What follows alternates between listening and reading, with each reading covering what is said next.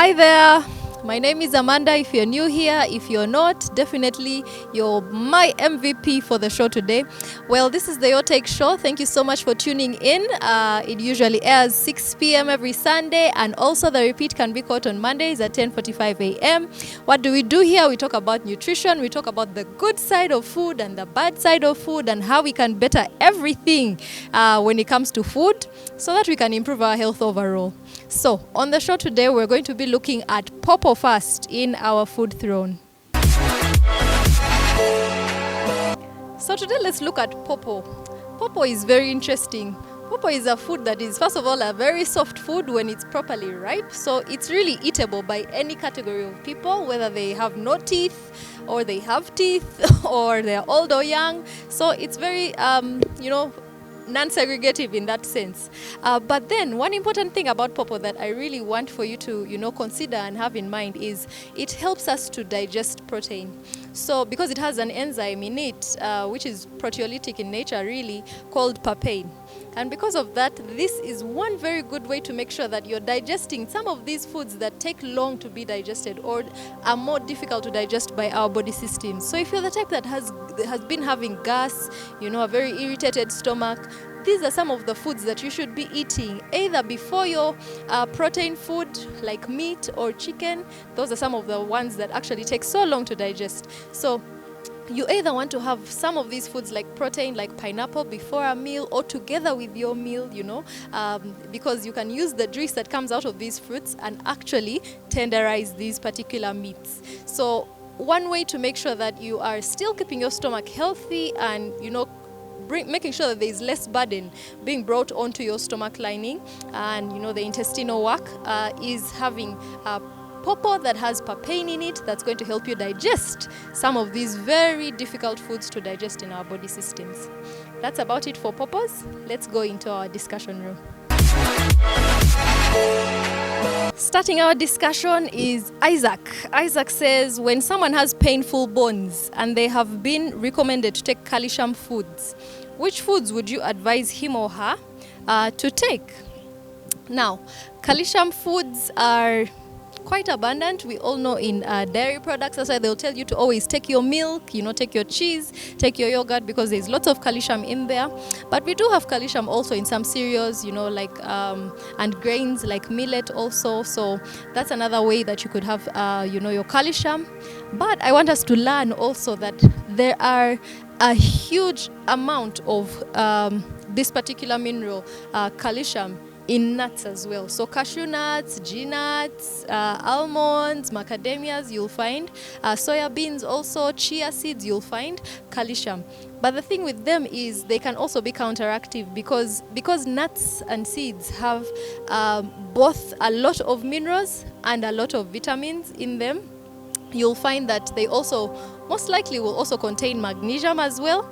And because of that, magnesium and calcium kind of don't work well together if they are both high, if their levels are both high in our bodies. So if you want to have better calcium, you might want to reduce the amount of magnesium that you're having as well.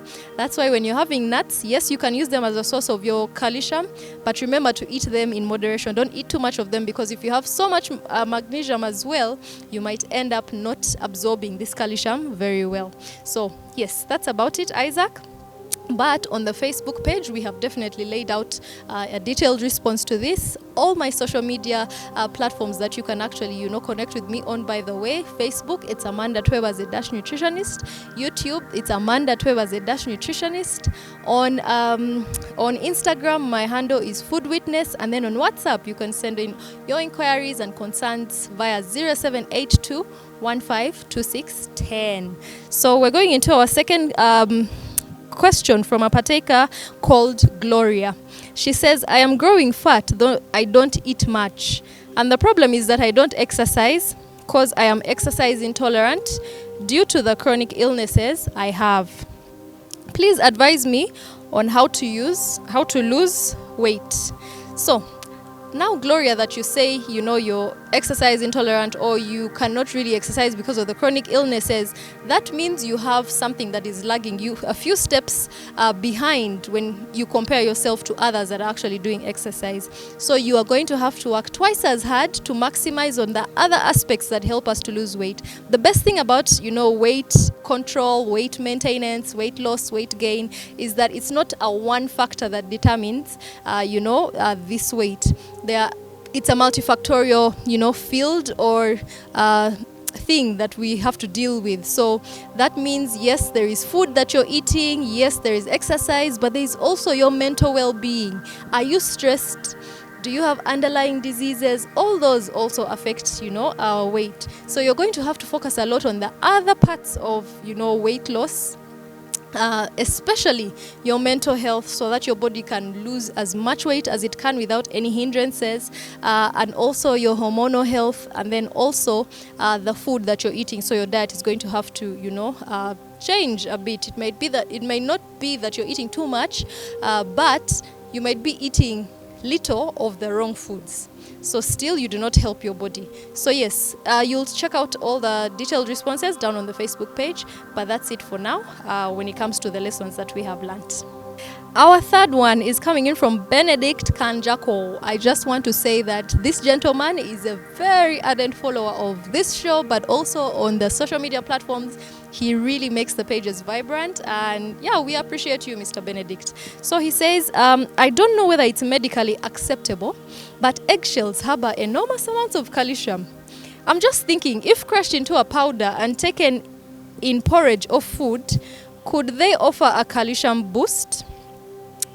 Well, this is actually true. Eggshells have a lot of calcium embedded in them, but the thing with them is they have risk factors for contamination, with infectious causing microorganisms, because their membranes or their surfaces are actually porous, so they can actually let in contamination or infection causing organisms, and that is why you have to be very careful. Yes, you can use them, but make sure they are very thoroughly cleaned, and also because they can pose a risk for cutting your throat or hurting you or injuring your throat, or mouth even, you might want to make sure that they are crushed into a very, very fine powder that is easy to go down. So yeah, but otherwise, eggs are a fabulous source of calcium.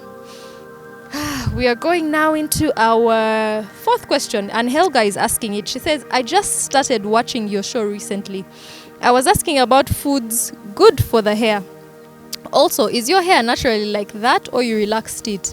Because I'm having trouble keeping my hair soft. It's very hard, but the growth is promising. Well, of course, hair, like your body, like your brain and mental health, are going to be things you're going to have to be deliberate about and put in some effort. I know we say some people have naturally good genes and so their hair is great, and that contributes to it at some point, but they also still have to put in some effort to maintain it. So yes, even for you, yes, you say your hair is promising, and I'm glad about that, but you're going to keep a routine that actually, you can sustain and is consistent for you. And that is why you might want to start incorporating herbs into your hair regimen. Herbs are an excellent way to provide nutrition for your hair, and yet at the same time make your hair soft or clean it up or make your blood circulation better, so that your hair is much more healthy and it's radiant actually. So yes, that's about it when it comes to how we can maintain our natural hair. It's not an easy one, but it's very doable. Just make sure you're having herbs, something like mint, something like rosemary, something like ginger. These are very, very good for our hair. That's about it, Helga. Now we're going to our last question of the discussion room. So our last question, it seems this time people are asking a lot about pineapples. Anyway, so this one comes in from Victor Ricky Ainebiona, another very ardent follower of both this show and also our social media platforms. We appreciate you as well. And he asks, for ulcers management, what if a partaker added pawpaw to his pineapple fruit salad? I heard they always help on ulcers. Now, as much as pineapple has, a protein that is very, like we said, very effective at, digesting protein, in that it can also, make or aggravate your ulcers or make them feel worse. The same goes for Paw Paw, like we talked about. And so because of the enzyme that it has as well, it may also have the same effect. And that is why it will not be good for you to eat them together, number one, because you're just increasing on, the levels of these enzymes at one go into your onto your intestinal lining or digestive tract. But also, as you eat them, let's not eat so much of them. Have small portions of them. Have them with another protein food so that your stomach lining is not the main target for these enzymes. So that's about it when it comes to our Paw Paw. But let's remember that because it has anti-inflammatory properties, it's also very important. It can actually help you in ulcers management. But how you use it is what's important. Don't use it too much and don't eat it on its own. So that was the discussion room. Now we are going into our take of the week. This show, I think today is about the ardent followers of this particular show, but also the page, because this is another ardent follower. He's called Akandinda Ernest. And the question that was asked on the Facebook page was, do you eat vegetables by choice or by chance? And Akandinda Ernest says, I eat them by necessity. Like, that was not any of the options I offered, which is choice or chance. But for him, he brought up something that was way more important, that it is necessity that should make us eat these vegetables, because they are very important, because they are the ones that keep us going. They are the ones that maintain our health. They are the ones that fight for us. So it shouldn't be that you're eating vegetables by chance. You just landed on them, and so, it's a good day today, I landed on vegetables. Or by choice, like, today I'll decide to eat vegetables. It should actually be by necessity, because you can't do without them. That's very important. Our wellness quote now, as we end the show.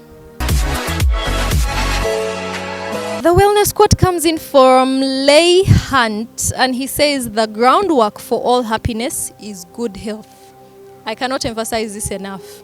If you want to be successful in all other areas of your life, first work on your health. Make sure your health is on the right path, because when you're sick, you'll not be able to attain any other goals. When you're sick and unproductive, you'll not be able to see yourself to where you always dreamed of. So, work first on your health. That is the groundwork for everything else. That is the groundwork for wealth. Be mentally stable, work on it every single day. Be physically active, work on it every single day. Be physically stable, be emotionally stable, work on it every single day. It's a struggle for all of us, but one step at a time will get you somewhere. So, the groundwork for all happiness is good health. When I read the wellness quote, you know that the show has now come to an end, and the new week is starting. So go into the week inspired, go into the week ready to take on new challenges, go into the week ready to enhance your health, go into the week ready to make sure your nutrition counts for your body's health. So until next week, do remember that wellness is an adventure. I have been so blessed to be on your screen this evening, and I'll see you soon. Until then, bye.